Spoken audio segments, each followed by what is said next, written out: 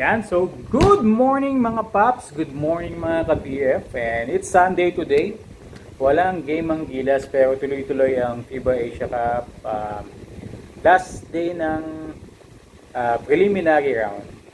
So tomorrow start na tayo ng do or die playoffs at ang makakalaban natin sigurado na ay Saudi Arabia.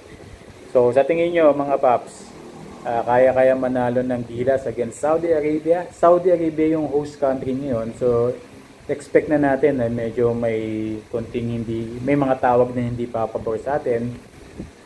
Normal naman yon sa mga international games, lalo na kung host country yung kalaban. Ang isang tinitignan ko dito, Pops, is yung mga bigs nila. So, napanood ko siya yung game nila kagabi.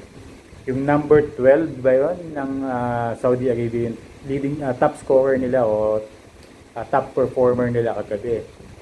So medyo mahaba siya, matangkad. Pero sa tingin ko naman kakayanin ni Junmar Fajardo itulak yun. Hindi siya ganun ka tough, hindi siya ganun ka katigas. Kumbaga tinutulak nga lang siya nung number 12 ng India din na medyo mas maliit sa kanya. And yun, foul trouble siya kagabi. So yun din dapat natin gawin. Para medyo mapigilan natin yung inside presence ng Saudi Arabia kasi I think mas malalaki sila kung di ako nagkakamali, and madami silang imports. Ayan. So meron doon mga mukhang yung sa pangalan mukhang local pero makikita mo sa itsura na imports yun. So okay lang yun. Pero sa tingin ko kaya natin manalo sa Saudi Arabia, no? Supportahan lang natin ang Gilas. And I think mananalo tayo doon. And ang kailangan talaga nating pagandaan is yung next game, which is pinaka-posible na makalaban natin na is yung Australia. Kasi sila na yata yung number 1 dun sa group nila. So yun yung pinamabigat. Ngayon, ang tanong, kaya ba natin manalo sa Australia with our current lineup? Wala si Kai Soto, hindi ginagamit si Jamie Malonzo, and mukhang injured pa si Geoff Tana. So nawalan tayo ng shooter, wala yung pinaka number 1 sentro natin. And defense natin, medyo lacking tayo this tournament. And ayun yung isang nagpahirap sa atin the last 3 games, no, in defense, lalo na sa perimeter defense natin. Game 1, game 2, sa labas tayo tinira ng kalaban sa 3 points. Ang masama noon tayo, wala tayong 3 points, ang baba ng percentages natin sa 3 points. So ano bang pwedeng gawin ng Gilas? Yun lang ang pwede nating ibigay, suporta and dasal na sana gumanda yung laro ng Gilas coming the next game para makapasok tayo sa next round. And sana may adjustment na gawin yung coaching staff. And alam naman nila na yan kung ano yung gagawin nila. And yun, suporta na lang natin yung Gilas. Gilas all the way! Diba? Gilas all the way. So, yun yung first topic natin for today. Second topic, nabalitaan nyo ba na may kumakalat na balita na magkakaroon na revamping o magpapalit ng players ang Gilas, no? Yung Gilas pool natin. So, may mga narinig lang ako sa social media, may mga nabasa lang ako na mga possible na matanggal sa Gilas pool. Like, mukhang sigurado na mawawala si Jamie Malonzo kasi hindi na siya under kay coach team, hindi na siya under SNC. So malaki yung chance na mawala siya sa Gilas pool. And ang isa pang narinig ko na pwedeng matanggal sa Gilas pool is si Geoff Tana. Well, hindi naman confirm pero narinig ko lang sa social media kasi madalas akong mag-check ng social media about basketball. Yun naman yung hilig talaga natin sa basketball. Then, ang matunog nga na papasok sa bagong pool is si RJ Barrientos and si Troy Rosario.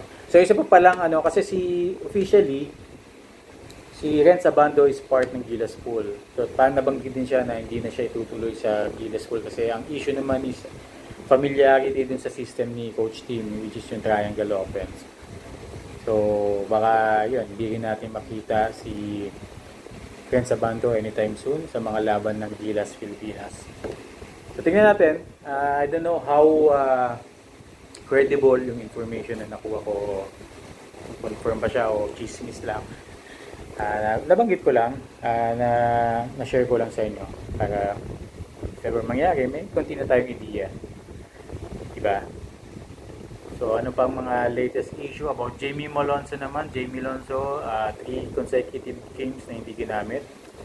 And yun, may nakita rin ako sa Sockbet kanina na nagsalita na si Coach Tim na inaalin tulad niya si Jamie Malonzo kay sino nga yun yung sa Boston Celtics?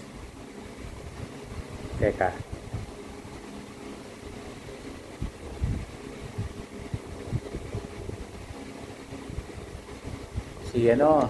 Sino nga yun? Boston Celtics? Balita lang naman yon. And ang pinaka paliwanag niya doon kasi I don't know, it's legit galing kay Team Cone yun may nag-post lang sa Facebook si Sports PH ba yun? Na yun nga hanapin ko na nga lang yung post. PH Bureau nag-post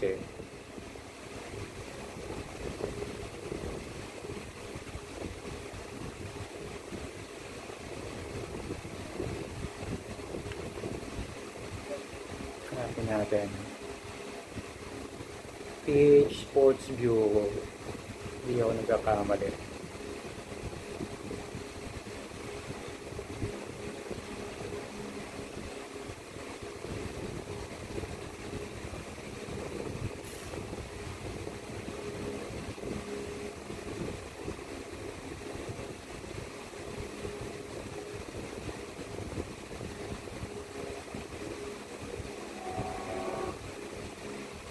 Makikita tuloy. Ayan ito. Si Philippine Sports Bureau ng post. Ayan Ayan. Post nila 1 hour ago. So meron silang sinabi na ito daw yung galing daw kay Team Cone tong message na yan. So basahin natin. Jamie Malonzo is our Jason Tatum. Jason Tatum ng Boston Celtics. Sabi niya, it's hard playing all 12 players with this much talent on the team and no one feels worse about not playing him than me. Ayun. So, ayun sabi niya. So, wala namang personalan nga. Yun nga, sabi nila, di ba, napanood ko yung kay PBA Moto Club, yung live nila. Siyempre, maniniwala ako sa kanila dahil naging player sila ni Coach Tim Cone, si Rico, tsaka si JJ Hildebrand. And even sa James Shop, na may napanood din akong video ni James Shop. Na ganun talaga mag-rotate ng players, Coach Tim Cone. Kadalasan 8 to 9 players ang hindi gamit. And reserva lang talaga yung 2 or 3 dun sa mga players niya. And ginagamit kapag yung talagang kailangan din nakikita ni Coach Tim Cone.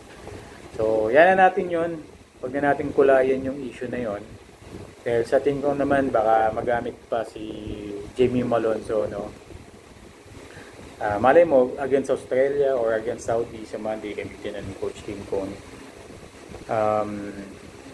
Alam naman niya yan pinakamadaming napanalo na coach, napachampion na coach yan sa PBA. So, yan na natin siya. Alam niya yung ginagawa niya. And let's just support them. Let's just support the Gilas team, yung Gilas Pilipinas natin. So, yun. Short video lang. Maraming salamat sa mga nanood. And see you on my next live stream. Magla-live tayo ng mga games. Thank you. Bye-bye.